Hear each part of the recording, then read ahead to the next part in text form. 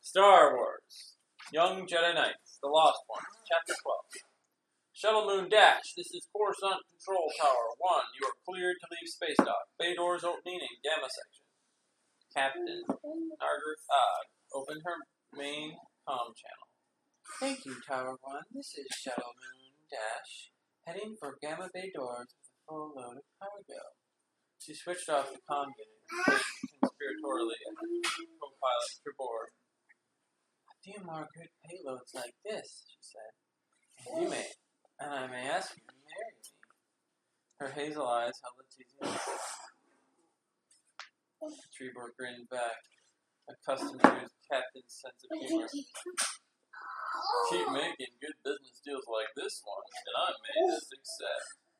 With the ease born of long practice, Narek guided her shuttle out of its yachting bay in one of the Coruscant's orbiting space stations. Coordinates locked in, she asked.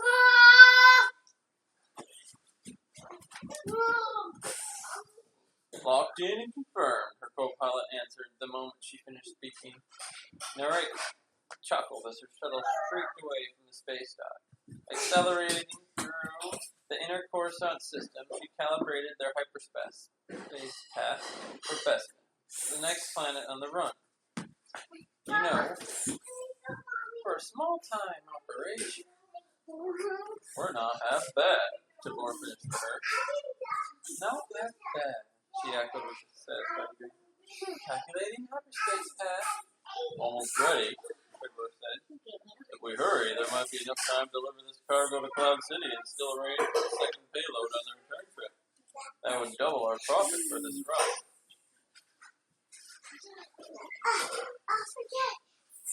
A pleased smile spread across Narek's face.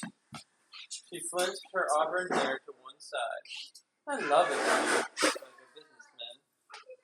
Business person, Tribor corrected. Approaching top acceleration. Prepare to jump to light speed. Suddenly the Moon Dash lurched as if it had slammed into an unpenetratable barrier. The tiny craft ricocheted, spinning uncontrollably. Alarms whooped and a bright warning light flashed across the control console. What was that? Narek demanded, shaking her head to clear the blurry spots from her vision. She stared out of the viewport into empty space. I don't know, Tribor said. Nothing showed up on the sensors. It's supposed to be clear space. Well, that's the hardest piece of clear space I've ever encountered. Narek shot back. Damage report. Not sure. Can you get it stabilized? Her co-pilot asked. Oh, okay. It looks like we got a lower hull rupture. Aw, there goes all our cargo. Engines running beyond the red lines. Well, we're in deep trouble, lady. And then, as if to emphasize Tribor's assessment, a shower of sparks erupted from the main guidance console. Moon Dash careened out of control. Emergency! Coruscant 1, this is the Shuttle Moon Dash. We've struck unknown space debris, Tabor yelled into the comm unit.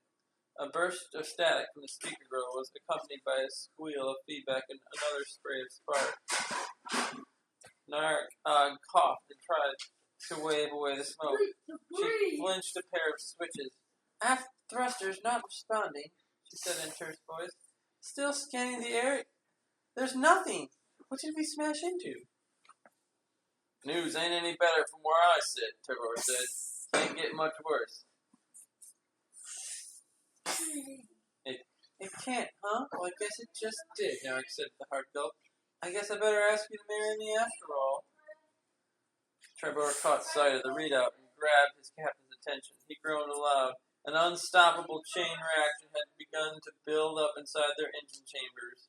Like an avalanche of deadly energy, within seconds, the Moon Dash would explode like a small supernova. Always wanted to get married out among the stars, he said, tears stung his eyes. Probably from the acrid smoke, he thought. Never had a better offer. He placed his hand over hers. I accept. But I have to say, your timing stinks. She squeezed his hand, then looked down at the panels. Uh-oh, hyperdrive engines are going crit. In space, the moon dash erupted in a silent shower of molten metal flaming gases, fading to black. Jaina paced the main living area for family's quarters in the Imperial Palace like a caged jungle creature she had seen once in the holographic zoo for extinct animals. She hated inactivity. She wanted to do something. Jason and Tenel Ka had gone out again to look for Zeke, taking along C-3PO and Anakin, while Loli was off working with his uncle Chewbacca. When Jason had pointed out that it would be a good idea for someone to stay behind in case Zeke or Peckham tried to reach them, Jaina had reluctantly agreed to be that one. She had finally broken down and tried to contact old Peckham up in the mirror station, though he was due to return home that day. At his station hollow panel, Peckham had answered right away. But as she started to explain that Zeke had disappeared, the old man's fuzzy image quickly deteriorated. His response was all but drowned out by static. Can't understand your not received transmission returning tonight. The station's central multitasking unit was getting progressively worse, and communication wouldn't be possible until she saw Peckham face to face. By the time her mother came home for midday meal, Jaina was ready to scream from just sitting around. She was eager to talk, but Leia's face seemed tired and careworn, and Leia decided it was best not to intrude on her mother's thoughts. She brought Leia a warm lunch from the processing station and sat down to eat beside her in silence. A few minutes later, Han Solo dashed in and rushed over to his wife. I came as soon as I got your message. What is it? A grateful smile lifted the corners of Leia's mouth as she looked at her husband. I need your opinion on something, she said. You have time to sit down and eat with us? And flashed her a roguish smile. Midday meal with the two most beautiful women in the galaxy? Of course. I've got time. What happened? Another disaster like the Imperial attack? He helped himself to a bowl of warm Corellian stew. Are we gonna walk? Can we walk together? A disaster, all right. Leia took her deep breath. The shuttle blew up this morning just as it was in orbit. Do you want mommy to stop? Jaina looked up in surprise, and her father nodded. Yeah, I heard about it an hour ago. Leia's brows drew together in a frown of concentration. No one seems to know what happened. What could have caused something like that? Poor maintenance? Jaina suggested. Engine overhaul? Overload? Leia looked troubled again. Coruscant 1 picked up the transmission just before the moon dash exploded. The captain seemed to think they'd run into something. Han's eyebrows shut up. Still in outer orbit, you mean? Any other ships around there wouldn't be cleared for takeoff. No, Leia said slowly. A space mine deliberately planted there, or a piece of space debris? Jaina's ears picked up. We ran into a lot of debris on your way home, didn't we, Dad? Leia grimaced. I was afraid of that. The Commissioner of Trade has taken this personally. He says that all the leftover wreckage in orbit over Coruscant has been in an accident waiting to happen. He insists that we give higher priority to piloting or plotting safer space lanes. We've mapped out some of the bigger pieces, but I think a few chunks escaped our surveys, and we haven't had time to check for it. Some of that wreckage has been up there in orbit for decades. Han pursed his lips. Those accidents are pretty rare, Leia. Let's not overreact. According to the moon dash's transmission, they never saw what hit them. It wasn't on any map. The Commissioner considers this an important safety issue. I have to agree. In the wake of this accident, we need to do something about it. How much work would it be to map the orbits of the larger pieces of wreckage? Han asked. Quite a bit, and time-consuming too. Leia pinched the bridge of her nose as if she had suddenly been assailed by another headache. I'm not even sure the New Republic has resources to commit to a project like that. Maybe I could help, Jaina interrupted, fixing her interest on an idea that would take her mind off Zeke. After all, Uncle Luke said we're supposed to choose a study project while we're away from the academy.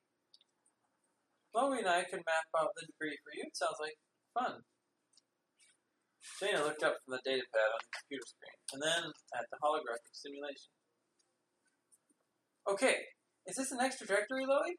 She stretched, trying to loosen the knotted muscles in her shoulders, then rubbed her bleary eyes, but her vision did not clear. They had been at the task for hours. She couldn't imagine why she had never thought it would be fun, or why she thought it would be fun. The lanky Wookiee carefully programmed the orbit she had indicated, and another glowing streak appeared on the holomap. Jaina groaned. This may be an important job, but I'm sure it would be more interesting. Loie grumbled a reply, and EMT translated. Master Labaka maintains that although plotting swarms of orbital debris never should have seemed an interesting project in the first place, schoolwork is rarely interesting. This job at least carries a certain amount of urgency. Loie growled another comment.